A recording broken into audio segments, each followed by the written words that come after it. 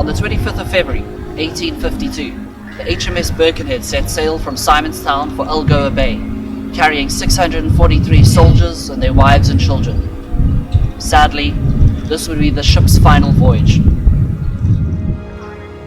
In order to cut down the journey time, Captain Salmon decided to keep close to the shoreline.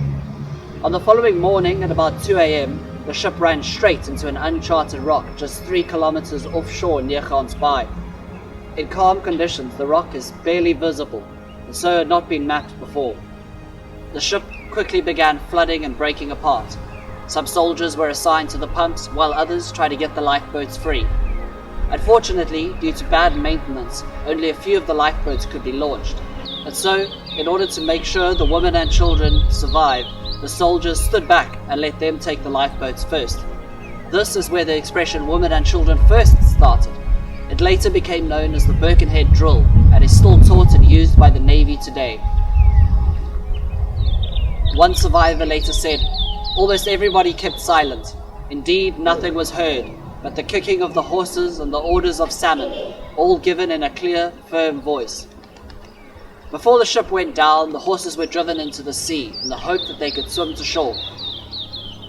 Eventually, the ship went down, and some of the soldiers attempted to swim to shore. Some of them made it, but most died either from exposure to the cold, from the sharks in the water, or from trying to make it ashore and being driven into the rocks.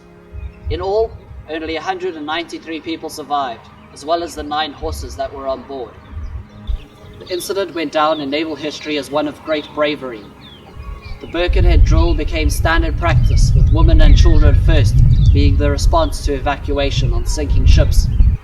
It's believed that there is a large amount of gold that was sunk with the ship, as the Birkenhead was carrying a military payroll, which was about £240,000 in gold coins. A number of dives have been made at the site of the wreck, but only a few coins have been recovered. The story of the Birkenhead Drill was immortalized in the words of Rudyard Kipling. "But to stand and be still to the Birkenhead Drill is a damn tough bullet to chew. And they done it, the jollies, Her Majesty's jollies, soldier and sailor too.